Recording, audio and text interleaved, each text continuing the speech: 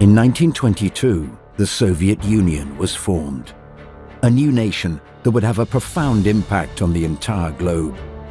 It would emerge from the remnants of the Russian Empire after a long and bloody civil war. Russia, in the aftermath of the Bolshevik Revolution, was a country in absolute turmoil, a brutal and bloody clash of arms trying to wipe out this new regime before it can take control of the country. The Bolsheviks finally succeeded in about 1922, and then came the hard work of trying to create, for the first time ever, a new socialist country. From out of nowhere, Vladimir Lenin had become the leader of the largest nation on earth and was now imposing his will. Lenin won the war. Lenin won the revolution. Lenin's one of those amazing figures who really are decisive in history. One's got to understand that Lenin was an autocratic character who really didn't want anyone to succeed him. That's true of most autocratic characters in history. But Lenin would have a successor who proved to be the most ruthless of all figures when dealing with both his own people and his foreign enemies. They realized after the revolution that the Soviet Union was surrounded by enemies. It didn't have a friend in the world. They felt that way, and they were probably right. And the only defense was to build an enormous army with a lot of tanks and a lot of aircraft and a lot of ships, which they did. In the aftermath of World War II, the Soviet Union emerged as a new global superpower that matched the once mighty Russian Empire of old.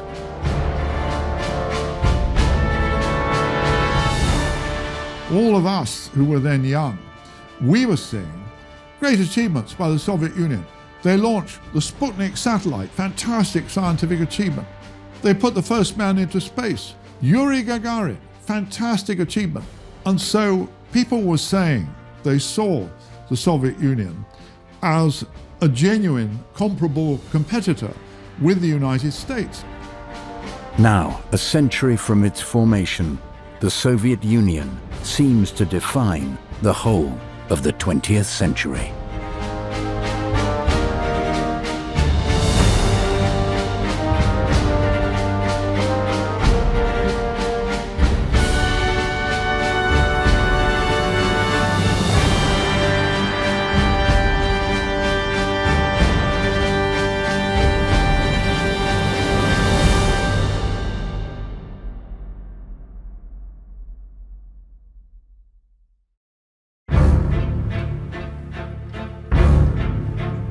In 1917, the Romanov dynasty fell, and Vladimir Lenin and the Bolsheviks had managed to seize power in the Russian Revolution. This new government signed the Treaty of Brest-Litovsk with the Central Powers, bringing an end to Russian involvement in World War I. But despite an end to the conflict with foreign governments, the battle for Russia itself would continue for years. In the beginning, it seemed fairly simple. It seemed to be the Red Army, which was an army of soldiers with hardly any officers, and the other army is the White Army, which you could say was an army of officers with hardly any soldiers, who wanted to put Russia back to what it had been before the First World War and possibly continue that war to a victory. And then it got complicated. For really the better part of 2-3 years, this struggle is taking place for control of this vast and completely turbulent country. At the same time, other things are going on. There is a famine. There's a war going on between Russia and Poland at the same time. And there are endless mutinies, rebellions taking place, notably the Kronstadt mutiny, where the sailors of the fleet rebel against the new Bolshevik government. So not only is the Bolshevik government fighting for its very survival, but it's fighting against powerful and disparate forces, all of whom have one goal, and that is destroy it. Various national groups formed their own armies, the Ukrainians, the Georgians, and they all fought. There was an anarchist army which fought all sides, sometimes allying with one. So basically red and white, with various other factions, and of course from 1919, the Japanese, the French, the British, and the Americans all thought they might intervene and save something from the situation. So there were at least 5 or 6 foreign armies also, mostly fighting the Bolsheviks and trying to help the whites, but in the end giving up, because The presence of foreign soldiers only made the Red Army stronger. It increased national feeling among the peasants and the workers. But while Lenin, as the overall leader of the Bolsheviks, and Trotsky, as the leader of the Red Army, wound up victorious in the Russian Civil War, it was another figure who truly established himself during the fighting. Lenin and Trotsky are now firmly in power. The Cheka is abolished. In its place comes the OGPU, or political police. And to check on the OGPU, there is Rob Kreen, the Workers' and Peasants Inspection Group, whose chief is one Joseph Vissarionovich Djugashvili. Party name, Stalin. Well, Stalin was born in Georgia, one of the national areas of the Russian Empire. He was the son of a shoemaker. Initially, he was intended to go into the church. He attended a seminary. He joined the Bolsheviks at a young age, and he became known for his practical work, working in the underground, organizing bank robberies and political demonstrations.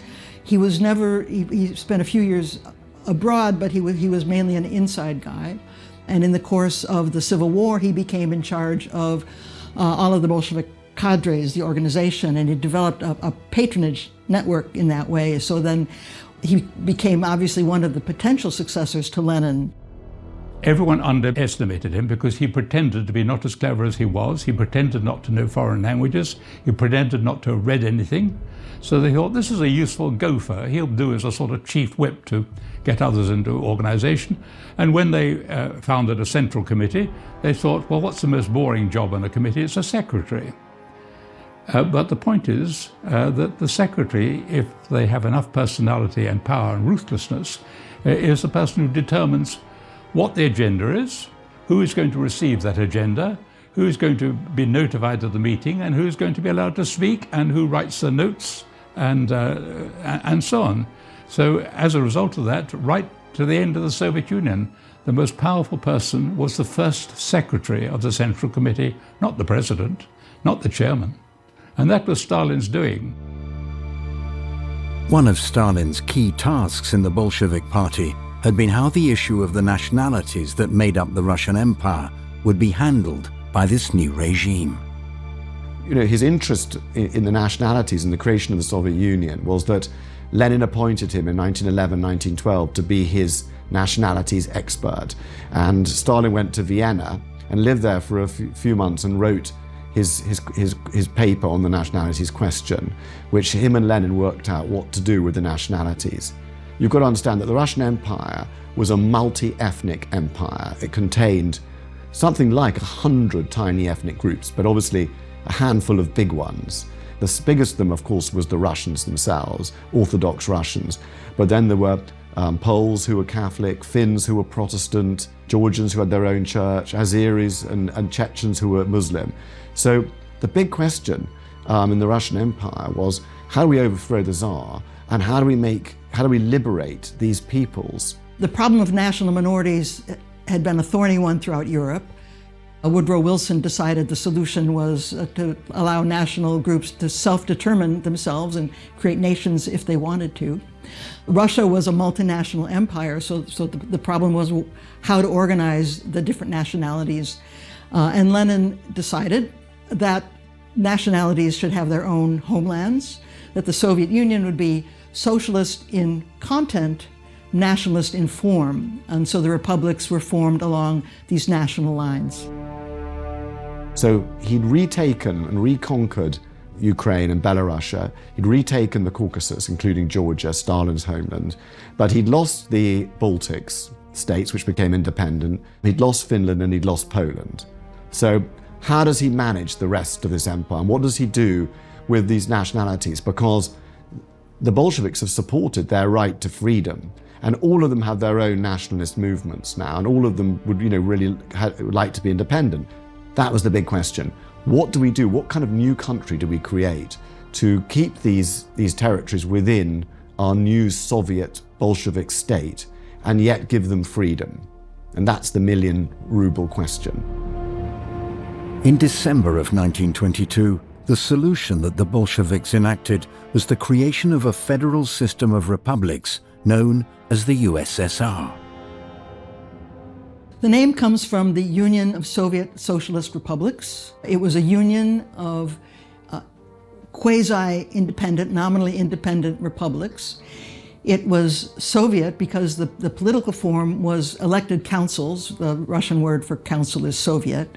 It was socialist because the state owned the means of production. To begin with, they had the Russian Federal Republic, which still exists. There was a Ukrainian Republic once they'd entered Ukrainian independence, which lasted until about 1920.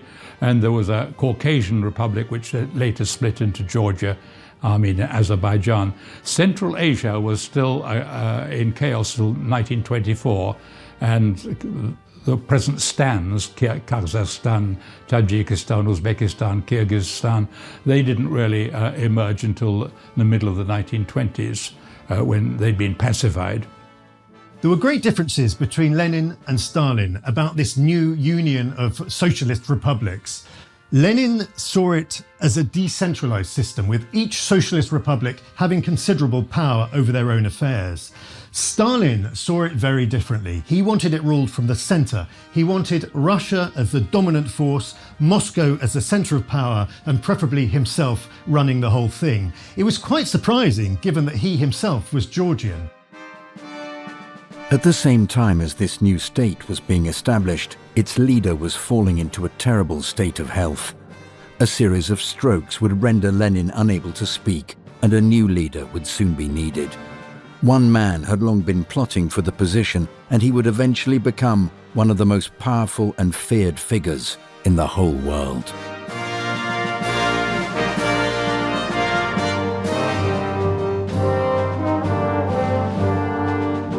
In January 1924, Vladimir Lenin died.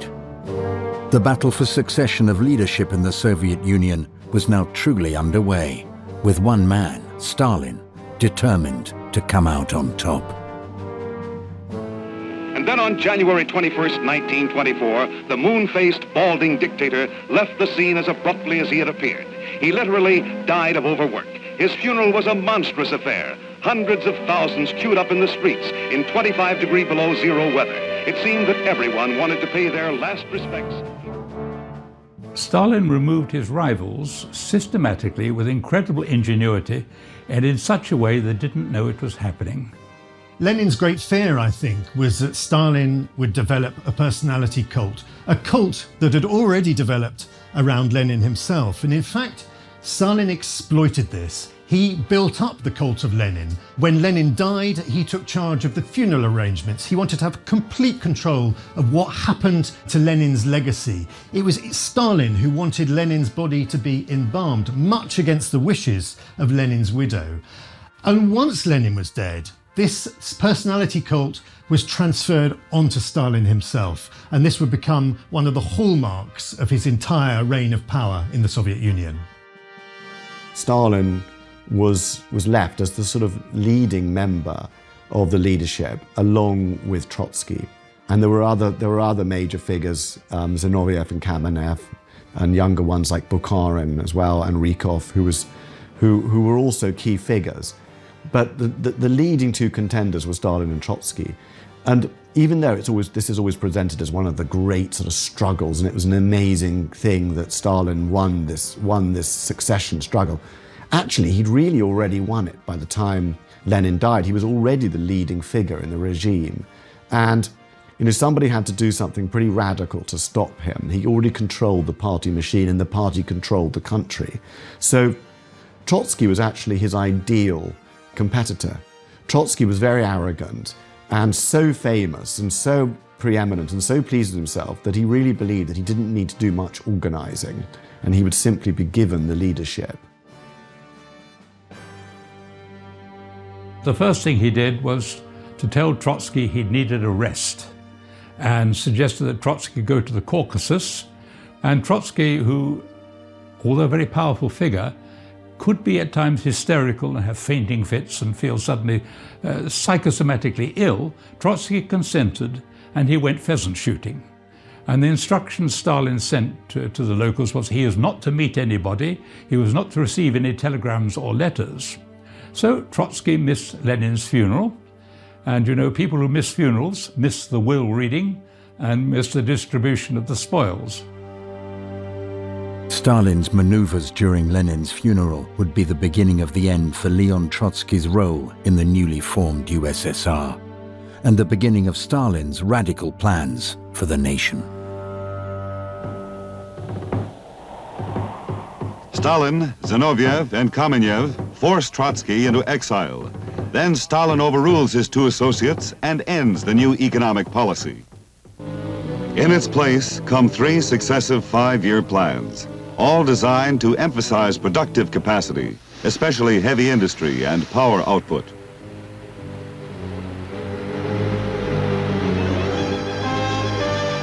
From 1928 to 1941, Russia's industrial capacity rises nearly 300%. After the Civil War, Lenin had promoted a policy of compromise, economic compromise, the new economic policy, which allowed quite a lot of market forces to delay communism because the country was so impoverished. And of course, in the Communist Party, there was a wide variety of views about which way they should go, whether they should allow some market forces or whether they should have a strict communism with collectivization. But at the same time, another big issue was industry. And the Tsars had begun to industrialize Russia in the 1890s, but of course that had all been destroyed in the war. And so now they looked towards America, the rising power, and they saw this extraordinary industrial miracle that was happening in America with mass production, and they wanted it too. But while the Soviet Union wanted to emulate the industrialization witnessed in countries like the United States of America, it remained very wary of its precarious place in international affairs. Well, the Bolshevik Party, which became the Communist Party, was split in its foreign policy. Those on the left believed that a revolution in one country could not survive only by itself, so they believed that only a world revolution could bring real socialism. So they believed that Britain, Germany, France, the United States also needed to become socialist in order to make the revolution succeed. And so part of the party policy was to organize and support foreign communist parties, to undermine governments, and to carry out this revolution. But at the same time, the Soviet Union needed to survive in the world that existed, so they were also engaging in diplomatic relations with these powers, trying to arrange trade deals so that they could borrow technology in order to develop their own economy. So there was this two-pronged policy. On the one hand, they were being nice to capitalist countries. On the other hand, they were trying to undermine them with their local communist parties. The foreign policy, changed, and he was extremely flexible with the foreign policy. But the essential thing was just to strengthen the Soviet Union wherever possible, by any means possible. And in that sense, he was actually he was very radical internally. He was incredibly murderous internally. But outside in foreign policy, he was, very much a traditional statesman, making alliances, winning friends, trying to win territory in order to make the USSR great. The early years of the Soviet Union, both Lenin and Stalin after him really craved foreign recognition. They wanted this new revolutionary state to be recognized by countries across the world.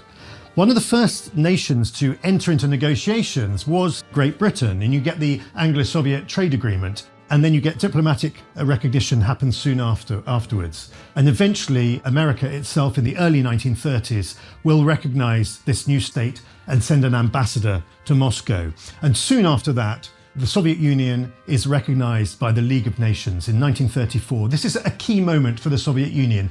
At last, it's been recognized as an official country on the world stage. While the USSR would eventually be officially recognized on the world stage, it continued to have extremely tense relationships with foreign powers. But one of the USSR's surprising opportunities for industrial development in this time was with the country it had been in direct conflict with just a few years prior during World War I, Germany. Germany, after the First World War, was a pariah state. It wasn't allowed to have an army, wasn't allowed to have tanks or aeroplanes. So it came to agreement with another pariah state, the Soviet Union, and they developed submarines, tanks, and aircraft in various sites on the Volga. Well, this was the first socialist country in the world, so it was a tremendous experiment in transforming an economic system, modernize the country to build hydroelectric dams, to build the economy.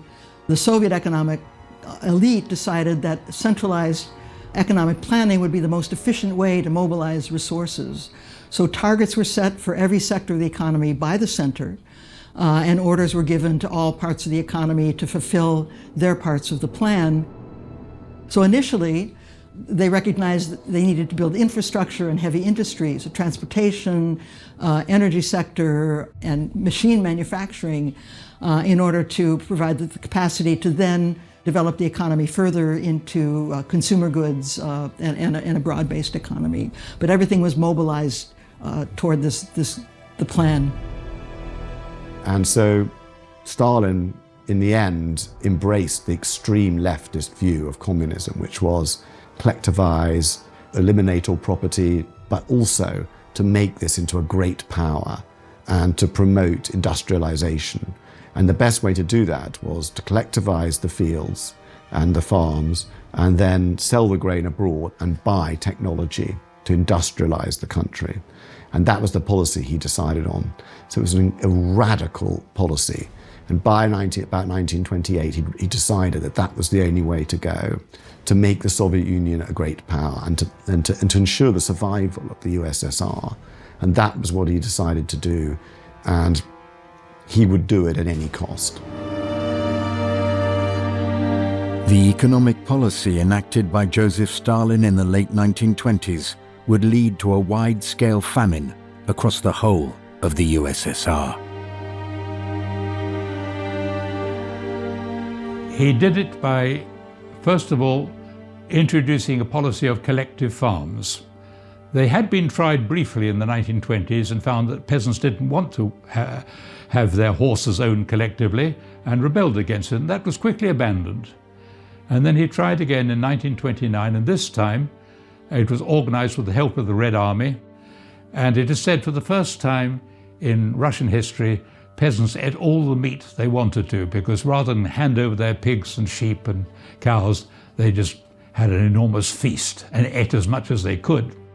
One of both Lenin's policies and Stalin's policies was the destruction of the wealthy farming class, the yeoman farmers, if you like. These are farmers who had quite a lot of land and produced a lot of produce which they would then sell on. This was deemed unacceptable to the Bolshevik regime, and they were to be liquidated. And other farmers, the smaller peasant farmers, were to be gathered into collective farms and produce grain and supplies for the benefit of the state.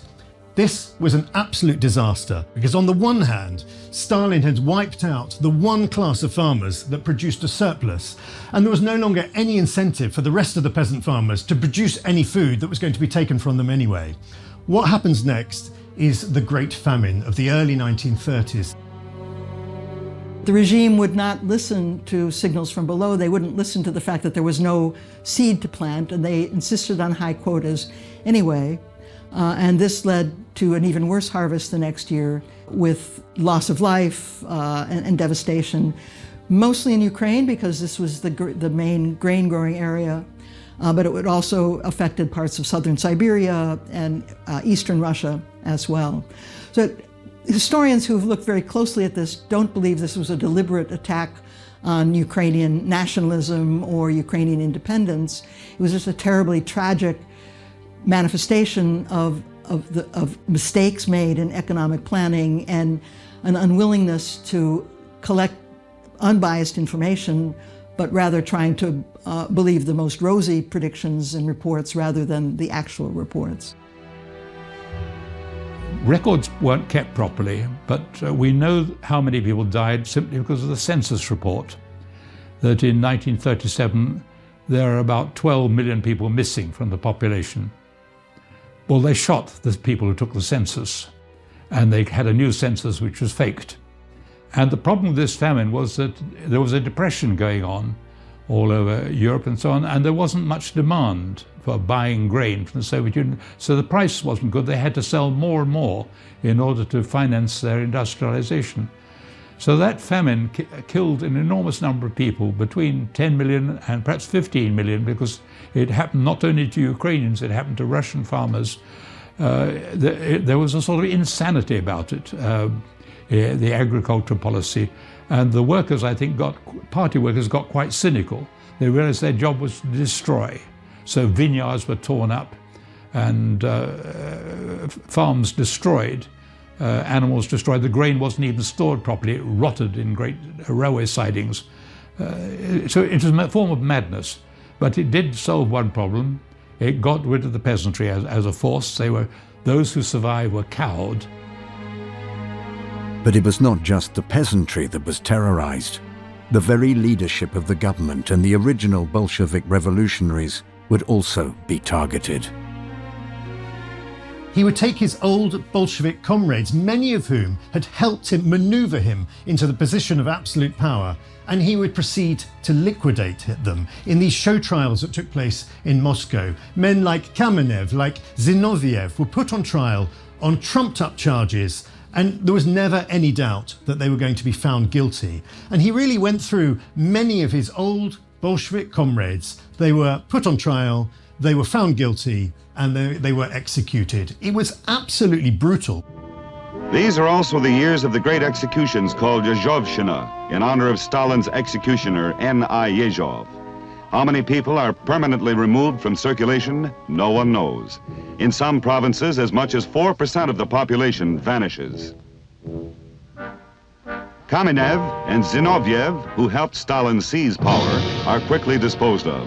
To have been a friend of either one of them is now a crime. For this and related activities, well over half of the top communist leadership and thousands of lesser officials vanish, as do most of the army officers. Well, the show trials were masterpieces of propaganda. They were meant to be public displays of crime and punishment, and they were carefully rehearsed, they were carefully prepared. Those that were sentenced in these trials, their confessions were scripted. Hundreds of people were invited to witness them. They were covered by the media, and they were an attempt to prove to the people at large that there were enemies in the country, and that Stalin was doing a good job of finding them and rooting them out. It was also a demonstration to foreign governments that the Soviet Union was intent on preserving its integrity. And Stalin was helped by his chief of police at the time, who was a decadent poet and who had a lot to do with the theatre. And if you know the Stanislavski method of acting, which still survives today, the Stanislavski method of acting is very destructive for the actor because it tells the actor, you've got to be whoever you are. And prisoners, when arrested and interrogated, were trained just as Stanislavski trained actors. Their trials were rehearsed. So when they appeared in court, they would say, yes, I'm terribly guilty. I've been a Japanese spy all my life. And they would then, of course, make mistakes, saying they'd met somebody in a hotel which hadn't existed for 40 years. A lot of foreigners were convinced, quite influential foreigners, historians like Christopher Hill, Bernard Shaw, people who you thought had more brains, were convinced, oh, if he says he's guilty, he must be guilty. A very few of Yezhov's victims are given trials. Some of the trials are remarkable. For example, several defendants are convicted of conspiring with Trotsky in 1936 in the Hotel Bristol in Copenhagen. In actual fact, in 1936, the hotel was no longer in business. Next case, in 1938, Yezhov himself is purged, together with many purged judges, labor camp operators, and the like. His basic plan was, you know, when he looked at the Soviet Union, he saw there was disloyalty in the party. A lot of people wanted to get rid of him. A lot of people weren't happy with his collectivization policy and the suffering of the peasants. You know, there was disloyalty in his own family. And, you know, also the party bosses had become like little princes running their own territories. So he decided the way to deal with this was by bloodshed, by terror, quite deliberately. And he launched the Great Terror in 1935-36, in which over 1 million people, basically innocent, were executed. This is also a time when there's a great expansion of the gulags. These are prison camps, often in far-flung places in Siberia, miles from anywhere, where political prisoners, troublemakers, or anyone deemed to be hostile to the regime would be sent off there, often walking there under unspeakable conditions, and they'd be simply locked away. And they'd have to work. They were forced labour camps. They were fed very little food. They were held in the most primitive conditions. In the depths of winter in Siberia, it was freezing cold, and millions, maybe 1.5 million, 2 million people died in these camps. But it meant that by the end of the 1930s, Stalin was absolute master of the Soviet Union. He had simply wiped out anyone who could challenge his leadership. Some 2,000 delegates who were at the 1934 Communist Party Congress, 2/3 of them would have lost their lives by the end of the Great Terror. So the leadership was disproportionately targeted. But there are many other victims as well. Other whole groups of victims were members of national minorities who could be suspected of disloyalty in case a war came. So there was a German minority in Russia that had been there for 200 years. It was feared they would be disloyal. So they were rounded up and executed. Poles living on the borderlands between the Soviet Union and Poland, it was feared that they would turn on the Soviet Union in case of a war, so they were also targeted and victimized, not for anything they did, but just for the language that they spoke, basically. So it was a completely cynical thing. It went on for about 18 months, and then there were several incidents which even Stalin realized made it impossible to go on. For instance, there was a low-temperature laboratory in Moscow, and they'd arrested so many of the scientists that it was about to explode and destroy a large amount of the new Russian underground that was being built. And so they decided to reverse things. The little chief of police, Nikolai Yezhov, had become a drunk, completely drunk, and was stopping to turn up for work. And Stalin decided to get rid of him. So the Great Terror came to a fairly sudden end towards the end of 1938. And 1939 became a sort of almost paradise year in which you could write what you liked, you could walk the streets, you could say what you liked, and nobody seemed to be bothered. It didn't last long, but it was an extraordinary period, 1939. If you look at the books that were published then, and you can see Stalin started relaxing. After the Great Terror, he was in some ways morally exhausted. It may be that he realized that it couldn't go on, that he'd be left with no population to rule. By the late 1930s, the changing nature of Europe refocused Stalin and the USSR's attention on global rather than internal affairs. The great hope at the outset of the Bolshevik Revolution was that this would spread to other countries, notably Germany, which was seen as ripe for a similar sort of Bolshevik revolution. But it didn't happen, and events changed rapidly in the 1930s. Germany becomes the dominant power in Europe. Hitler is the dominant personality in Europe, and Stalin recognizes this. Stalin wanted to safeguard the Soviet Union as much as possible. He regarded Hitler as his first enemy, but he also regarded the Western democracies, France and Britain and America, as capitalist enemies, who after all had intervened to try and destroy the Soviet Union in the Civil War. So he was very suspicious of them, perhaps more suspicious of them. At least, I suppose, he thought that the Nazism, a fascist movement opposed to communism, at least came from revolutionary popular roots and was run by a leader, a single leader like himself with whom he could do business. And so as war became closer and the pressure rose in Europe, he needed to make a decision on sides.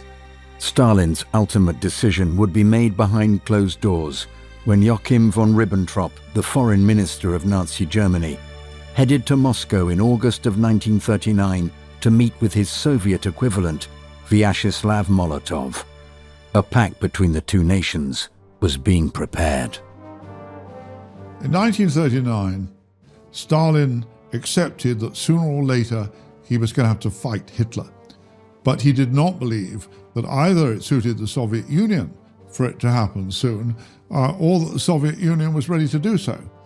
He also saw the opportunity for territorial booty in Finland, in Romania, in Poland, which he was happy to seize.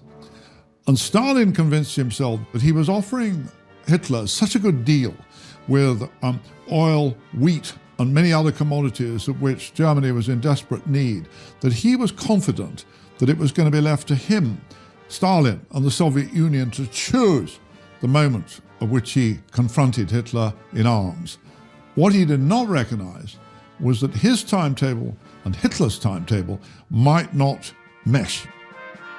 In the end, Stalin's predictions about the timetable of the war in Europe would prove disastrously wrong. In August 1939, it was publicly announced that the Soviet Union and Nazi Germany had signed a non-aggression pact.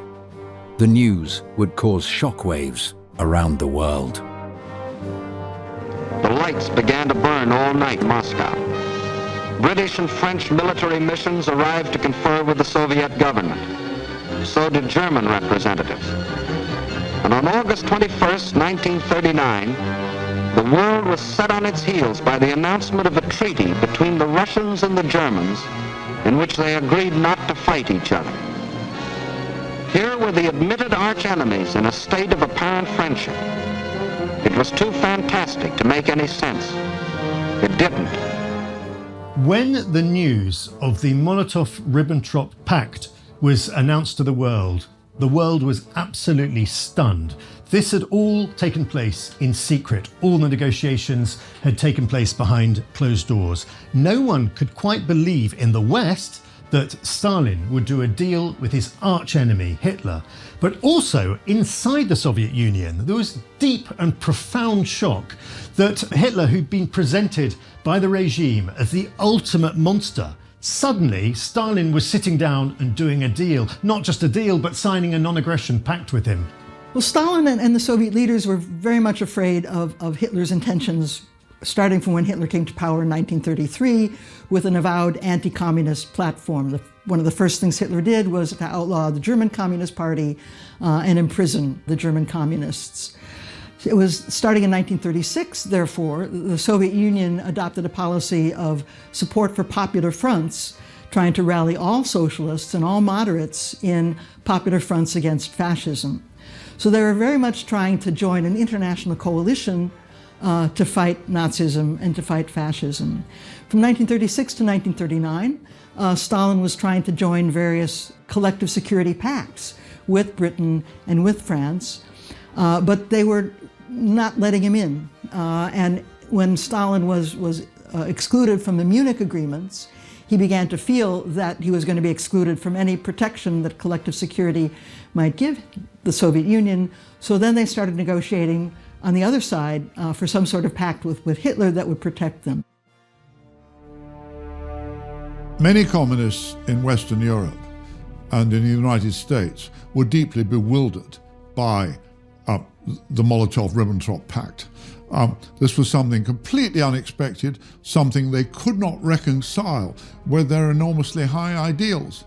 But in the end they did so. They believed that the Comintern and the Kremlin must know what they were doing, and so they went along with it. But it did sow extraordinary confusion in the minds of Western communists. So it was a cynical thing to do, to suddenly announce that the Germans were your friends and to start imprisoning people that you denounced Hitler in their books and articles at Communist Party dictate. And for 2 years, of course, this was official policy. We collaborate with Hitler because at least he's fighting the capitalist West. Just over a week after the Molotov-Ribbentrop Pact was announced, Nazi Germany invaded the western half of Poland, marking the beginning of World War II. Only a couple of weeks later, the Soviet Union took over the eastern half of Poland in exactly the way that the two nations had secretly agreed. Part of Poland passed over to the Soviet Union, and the three independent Baltic states of Estonia, Latvia, and Lithuania were also handed over to the Soviet Union, which gave them more space between them and the expanding German Reich, which they hoped would help them if and when an invasion came. He thought, and he did, he thought he'd get the Baltic states, he'd get half of Poland, And that half of Poland irritated him enormously, because it was the half of Poland he had lost in 1920 when he was in charge of the war there, and it had been settled by Polish officers. So he took great care when under the Molotov-Ribbentrop Pact, he was entitled to take over that part of Poland, to slaughter 22,000 Polish officers who were taken prisoners. And in fact, it made it much easier to cushion the eventual Nazi invasion. The invasion of the Soviet Union itself would occur on the 22nd of June 1941, when Operation Barbarossa was launched on Hitler's orders. One of the most extraordinary stories of the Second World War is that in Germany, Stalin, through communist sympathizers, had the most superb intelligence of any service, any nation in the Western world. And all his spies in Germany were telling him repeatedly that Hitler was going to attack him. And they told him so with the utmost authority, with the best information. And all of this information was getting through to Moscow, and Stalin absolutely refused to believe it. He'd been warned by Churchill himself, had sent intelligence to Stalin saying that this is going to happen. And most importantly, he'd been warned by his spies in Tokyo, notably Richard Sorge, had told him not only that Hitler was going to invade, but he'd actually told him the exact date on which the invasion was going to take place. Stalin refused to believe this and dismissed these accounts as fabricated, and it meant that the Red Army was totally unprepared. Hitler and Stalin read the same books. One of them is Clausewitz on war. Clausewitz fought with Napoleon, realized Napoleon's mistake was to fight on two fronts, in Spain and in Russia. Well, Stalin concluded, if Hitler's read this, he knows. I've read it, I know. You only fight on one front. Hitler is busy fighting Britain and France. When he's finished with them, then we can have a war, but he's not going to attack me until he's finished with them. And on that basis, Stalin made one of the biggest mistakes he ever made. When the invasion came on the 22nd of June 1941, where the Wehrmacht rolled over the Soviet frontier on a massive 1,600-mile front, millions of men, tanks, machinery rolling over, this stunned Stalin. Stalin had no idea that Hitler was going to invade his country. It came as a deep and profound shock. Stalin's behavior immediately in the aftermath of the invasion of June 1941 was quite extraordinary. He went into seclusion for days. Many people afterwards believed that his comrades were going to kill him, literally kill him, murder him, assassinate him, execute him, because he was alone responsible for this extraordinary crime, this extraordinary folly of allowing Germany a free pass almost into the Soviet Union with that invasion. And so all these frightened men around him who Stalin was expecting to kill him, for the first few days, they too were in chaos. They too were bewildered. They too couldn't think what to do. And in the end, Stalin rallied. Stalin came round. Stalin began once again, at first cautiously, at first rather nervously, to exercise his authority. At first, Stalin faced astonishing losses. I think something like 6 million men were lost in the first year of warfare. And Hitler raced towards Moscow, towards Leningrad, into Ukraine, towards Kharkov, taking everything before him, before the Russians started to sort of gather a proper resistance and started to fight back and stop them, which they only managed to do in October 1941 outside Moscow. But before then, it looked like everything was collapsing. And Stalin himself said, Lenin left us a state and we've screwed it up. And for a second, he doubted that whether he could do this. And they came and got him and said, his henchmen came and got him and said, we need you to take control. And when that happened, it was as if the mistake of being surprised by Hitler was forgiven. And he was able to start with a clean state, and he did. But as the German army moved ever closer towards Moscow in 1941, it seemed to many that just 2 decades after its formation, the Soviet Union was on the brink of annihilation.